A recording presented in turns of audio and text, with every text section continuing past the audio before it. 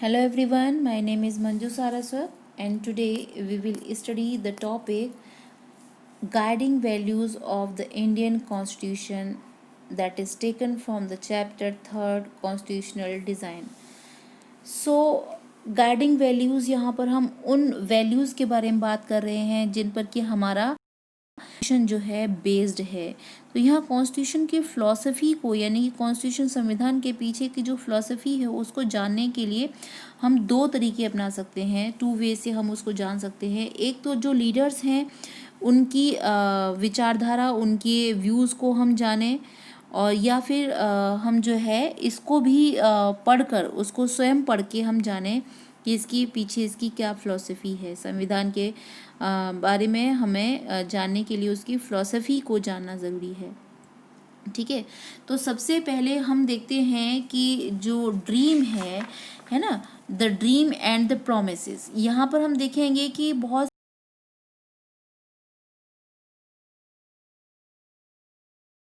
सारे जो मेकर्स के नेम आपको थे उसमें महात्मा गांधी का नेम मिसिंग था। इस पे हमने लास्ट वीडियो में चर्चा भी की थी, डिस्कस भी किया था कि महात्मा गांधी का नेम क्यों मिसिंग है उसमें, क्योंकि वो कॉन्स्टिट्यूशन जो असेंबली थी, कॉन्स्टिट्यूंट असेंबली, उसके वो मेंबर नहीं थे, है ना। तो यहाँ पर हम देखेंगे वो मेंबर तो नहीं थे लेकिन उनका जो विज़न था उसके फॉलोअर बहुत थे उस कॉन्स्टिट्यूंट असेंबली में। ठीक है, यानी कॉन्स्टिट्यूंट असेंबली के बहुत सारे जो लोग थे वो महा थे। तो यहाँ पर हम देखेंगे 1931 में महात्मा गांधी ने एक जो यंग इंडिया जो मैगजीन है वहाँ पर उन्होंने अपनी जो इच्छाएं हैं, अपेक्षाएं हैं, उनके बारे में उन्होंने क्या लिखा हुआ है कि I shall strive for a constitution which will release India from all thraldom and patronage. यहाँ पर वो कहते हैं कि वो एक ऐसे इंडिया, एक ऐसा संविधान चाहते हैं जो कि किसे मुक्त करे, गुलामी एंड जो डिपेंडेंसी है उसे मुक्त करे, और वो एक ऐसी इंडिया के लिए कोशिश करते हैं कि जहाँ पर जो गरीब व्यक्ति है यानी कि जो पुअर व्यक्ति है वो भी अपने आप को उसका पार्ट समझे, और यहाँ पर कोई भी लो क्लास और हाई क्लास ना हो, सभी लोग एक साथ मिलकर परफेक्ट हार्मनी के साथ रह सकें। तो इस तरीके के जो व्यूज़ हैं उन्होंने यंग इंडिया में अपने स्पेल आउट किए हैं महात्मा गांधी जी ने। तो यहाँ पर हम कॉन्स्टिट्यूशन की फ़िलॉसफी को समझने के लिए कुछ लीडर्स के व्यूज़ को हम जानेंगे। यहीं हम दूसरे जो लीडर हैं डॉक्टर बी आर अम्बेडकर, उनके बारे में भी जानेंगे। तो ये जो डॉक्टर बी आर अम्बेडकर हैं हु प्लेड अ की रोल, यहाँ पर इन्होंने बहुत इम्पोर्टेंट रोल प्ले किया है कॉन्स्टिट्यूशन की मेकिंग में, और इनका जो है वो भी डिफरेंट अंडरस्टैंडिंग है इनइक्वलिटीज़ को ख़त्म करने के, किस तरीके से ख़त्म की जा सकें। And he often bitterly criticised Mahatma Gandhi and his vision. और वो महात्मा गांधी के जो है क्या थे, उनके विज़न के क्रिटिसिज्म किया करते थे, क्रिटिसाइजर थे। And he concluding speech of the constituent assembly he stated his anxiety very clearly. यहाँ पर उन्होंने जो अपनी स्पीच में अपना जो डर है वो उन्होंने व्यक्त किया है, किस तरीके से कि on the 26 January 1950 we are going to enter a life of contradiction. यानी कि यहाँ पर वो कहते हैं कि हम 26 जनवरी 1950 को हम जो प्रवेश करने जा रहे हैं वो एक ऐसी विरोधाभासी कंडीशन में, यानी कि दो अलग अलग कंडीशंस में हम प्रवेश करने जा रहे हैं, एंटर करने जा रहे हैं। In politics we will have equality. नीति में तो वो क्या पा सकेंगे, समानता पा सकेंगे, लेकिन सोशल एंड इकोनॉमिक लाइफ में वहीं पर क्या असमानताएं भी रहेंगी। In politics we will be recognising the principle of one, यानी कि पॉलिटिक्स में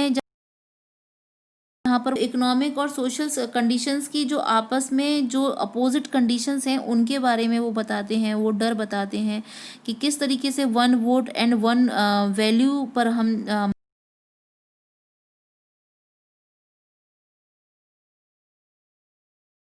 हमारा जो दूसरी तरफ क्या होगा कि हम लोग इसको डिनाई कर देंगे इस प्रिंसिपल को, है ना। तो how shall we long continue live, यानी कि किस तरीके से इस विरोधाभासी को हम जितना भी लंबा लेके चलेंगे कंडीशन को, how long shall we continue to deny equality in social, जब तक हम ये बहुत इसको इकोनॉमिक लाइफ में और सोशल लाइफ में इसको हम डिनाई करेंगे, है ना, नकारते रहेंगे, उतने लंबे समय तक अगर ये चीज़ें ज़्यादा चली, if we continue to deny it for long, we will do so only by putting our political democracy in peril, यानी कि हम जो है अपनी डेमोक्रेसी को किसमें, संकट में डाल देंगे। तो इस तरीके भीमराव अंबेडकर जी ने इसमें अपनी स्पीच में एक्सप्रेस की है। तो अब जो इसमें जवाहरलाल नेहरू जी के बारे में भी बताया गया है, तो वहीं हमने आपको स्टार्टिंग में भी ये बताया है कि फ़िलॉसफ़ी को जानने के लिए जहाँ हमें जो लीडर्स हैं उनके व्यूज़ को जानना ज़रूरी है, वहीं दूसरी तरफ हमारा इसको कॉन्स्टिट्यूशन को पढ़ना, उसको जानना, उसकी फ़िलॉसफ़ी को जानने के लिए ज़रूरी है। तो यहाँ हम देखेंगे उसकी फ़िलॉसफ़ी को हम उसके प्रेम्बल से भी जान सकते हैं। जैसे उसके प्रेम्बल ऑफ द कॉन्स्टिट्यूशन दिया हुआ है कि प्रेम्बल ऑफ द कॉन्स्टिट्यूशन क्या है, the constitution begin with a short statement of basic values, this is called the preamble of the constitution. Okay, तो it provides a standard to exam in the evaluate any law and action to comment to find out whether it is good or bad। तो यहाँ पर हम देखते हैं कि ये जो एक हमें ऐसा स्टैंडर्ड प्रोवाइड कराता है कि जिससे कि हम कोई भी फैसला अच्छा है या बुरा है, कानून कोई अच्छा है या बुरा है, इसको हम एवेल्यूएट कर सकते हैं। और ये जो कॉन्स्टिट्यूशन है वो क्या है, ये जो है कॉन्स्टिट्यूशन इसकी क्या है, सोल है। प्रेम्बल क्या है, it is the soul of the Indian constitution. ठीक है, तो अब जो हम देखते हैं यहाँ पर हम कैरेक्टरिस्टिक्स देखते हैं इंडियन कॉन्स्टिट्यूशन की, कि इंडियन कॉन्स्टिट्यूशन जो है किस किस पर बेस्ड है, सोवरेनिटी है, सोशलिस्ट है, सेकुलर है, एंड डेमोक्रेटिक है, एंड रिपब्लिक है, एंड जस्टिस है, लिबर्टी पर, एंड इक्वलिटी पर, एंड फ्रेटर्निटी पर। ये तो एग्जाम्पल जो दिए हुए हैं कि ये किस तरीके से जो है इन कैरेक्टरिस्टिक्स पर ये बेस्ड है। जैसे कि हम जानते हैं कि जो यहाँ पर सोवरेनिटी की हम जो बात कर रहे हैं कि लोग जब अपने फैसले स्वयं ले सकते हैं, है ना, तो यानी कि यहाँ पर जो सोवरेनिटी है हम उसके बारे में आप कैसे कह सकते हैं कि इंडिया एक सोवरेन कंट्री है, कि people have supreme right to make decisions on internal as well as the external matters, यानी कि उन पर डिसीजन लेने का जो लोगों को स्वयं अधिकार होता है, यानी कि कोई जब नेशन अपना स्वयं डिसीजन ले सकता है। And yes we have, and socialist के बारे में अगर हम बात करें, है ना, और सेकुलर के बारे में बात करें कि definitely India is a secular country, and democratic भी है, एंड रिपब्लिक भी है। एंड जस्टिस की अगर हम बात करते हैं तो यहाँ पर जो लोगों के साथ कोई भी जैसे सिटीजन्स के साथ कास्ट, रिलीजन और इनके बेद पर जब कोई डिस्क्रिमिनेशन नहीं किया जाता है, तो liberty and equality and fraternity, यानी कि आपस में हम लोग क्या है कि ऐसा बिहेवियर करते हैं एक दूसरे से जैसे कि just we are belong to a same family, है ना। तो ये सारी चीज़ें क्या है, ये हमारे कॉन्स्टिट्यूशन की कैरेक्टरिस्टिक्स हैं, विशेषताएं हैं। तो यहाँ पर हम इंस्टीट्यूशनल डिज़ाइन की अगर हम बात करते हैं, तो इंस्टीट्यूशनल डिज़ाइन को समझने से पहले आप इंस्टीट्यूशनल अमेंडमेंट को जान लीजिए कि इंस्टीट्यूशनल अमेंडमेंट क्या है, कि a change in the constitution made by the supreme legislative body in a country,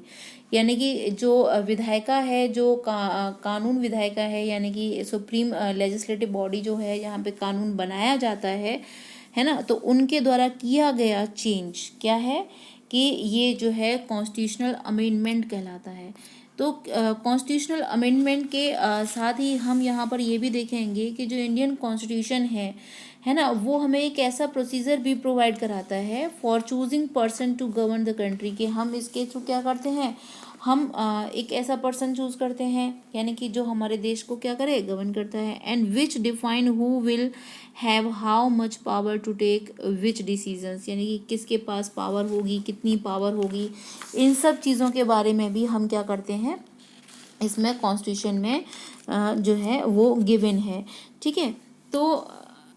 it puts limits, यानी कि ये गवर्नमेंट को जो है लिमिटेड भी करता है। यहाँ पर जो है गवर्नमेंट जो चाहे वो नहीं कर सकती है, जिस तरीके से ऑटोक्रेटिक गवर्नमेंट हुआ करती थी, यहाँ पर क्या है, गवर्नमेंट को क्या कर दिया गया है, उसकी पावर्स को लिमिटेड कर दिया गया है। और जो सिटीजन्स को क्या किए गए हैं, कुछ राइट्स प्रोवाइड किए गए हैं जिनको कि तोड़ा नहीं जा सकता है। ठीक है, तो यहाँ हम देखेंगे कि इस तरीके से जो कॉन्स्टिट्यूशन है ना, वो क्या प्रोवाइड कराता है, लोगों को राइट्स भी प्रोवाइड कराता है, और ये भी बताता है साथ साथ में कि जो इस तरीके की जो कॉन्स्टिट्यूशन एक्चुअली क्या, कॉन्स्टिट्यूशन जो मेकर्स थे है ना, उनको भी क्या था कि डर था, उनको ये था, वो भी ये महसूस किया उन लोगों ने कि ये जो कॉन्स्टिट्यूशन है वो लोगों की इच्छाओं के और सोसाइटी के जो चेंजेस हैं उनके अकॉर्डिंग ही चले, है ना, लोगों की जो फीलिंग्स हैं, जो भावनाएं हैं, उनके अकॉर्डिंग ही चले, है ना। तो इसीलिए जो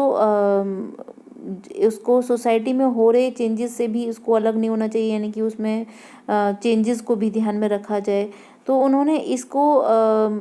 इस तरीके की कंडीशन ना हो, इसीलिए उन्होंने क्या किया है कि इसमें जो चेंजेस हैं, so they made provisions to incorporate changes from time to time, यानी टाइम टाइम पर इसमें चेंजेस किए जा सकें, इस तरीके के प्रोविजंस को भी रखा है। तो these changes are called the constitutional amendment, already I have given. And जो इंस्टीट्यूशनल जो अरेंजमेंट हैं वो भी किस तरीके के हैं कि गवर्नमेंट